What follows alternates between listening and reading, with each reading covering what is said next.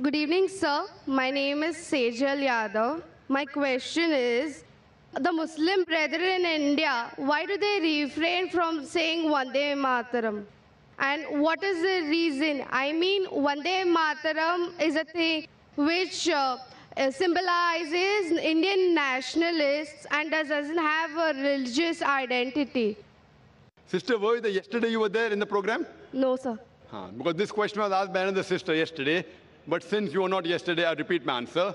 The sister asked the question that why do Muslims refrain from saying Vande Matharam? Before I give the answer, why do Muslims refrain, I would give some advice that even the Hindus should refrain. Why? Because it goes against the scriptures. As I mentioned earlier, in the earlier answer, when our Sikh brother he asked the question, I gave you quotations from Upanishad, from Veda, that Almighty God, you should worship Him alone and no one else. He has got no images. Now, Vande Mataram is a song in which thrice it says that Vande Mataram, I bow down to my motherland. Now, in Hinduism, you worship only Almighty God and no one else. God is the creator of this country also. Fine? So it goes against your scriptures. And Hinduism is against idol worship. Hinduism says you bow down only to Almighty God and no one else. You worship Him alone, no one else. So besides Muslim, first I would like to say it goes against the Hindu scriptures. You ask any Hindu scholar, if you ask a layman or a laywoman who's unaware of the Hindu scriptures, they may not know it goes against. Coming to nationality, I'll tell you afterwards. As far as Muslims are concerned, again this verse, Vande Mataram, it goes even against the Quran.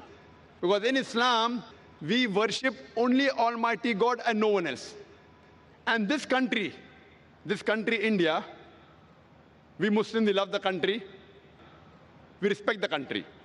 We follow the laws of the country. As long as the law of the country do not go against the law of the Creator Almighty God, we have no objection in following any law of any country. But if the law of the country contradicts against the law of Almighty God, then we don't follow. So Almighty God is the creator of this country. So who should we bow to, the country or to Almighty God? As far as India is concerned, we Muslims, we love the country. We respect the country. If required for the truth, we are ready to die for the country. But we will not bow to the country. Why? Because it goes against the law of the Creator.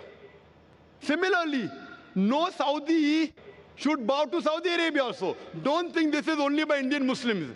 In Saudi Arabia, a Saudi will never bow down to Saudi Arabia. In Pakistan, a Pakistani Muslim will never bow down to Pakistan.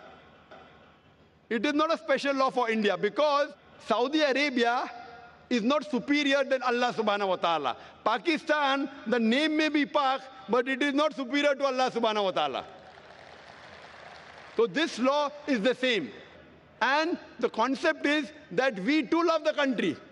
But if it contradicts, for example, in Islam, we consider after Allah and the Messenger, in this world, the person who we respect maximum is our mother. Our mother bore us in a womb for 9 months. We love her. We respect her. We're ready to die for her. But we can't bow down to her also. When I cannot bow down to my biological mother, where is the question of me to bow down to this land? Why? Because neither my biological mother, neither this land of mine is superior to the Creator. Furthermore, there are 12 lines in the Vande Mataram. 3 is Vande Mataram, which is against Quran and Hadith. Similarly, there are attributes given to Almighty God about Durga, about Lakshmi, about wealth, etc., which contradicts against the concept of Islam. So because it goes against, it is belittling God. So I will not belittle my Creator just for this country. But I love the country. That does not mean that I do not love the country. And this song was written by whom? It was written by Bankim Chakrabarty. For what? It was a political move. And now a few years back, they want to create a century and they don't even know the date when it is written down. It is more for political motives that the Indian politicians want to make a thing. But these Hindu Indian politicians don't know that they're going against their own Veda by making a political issue. Hope that answers the question. Thank you, sir.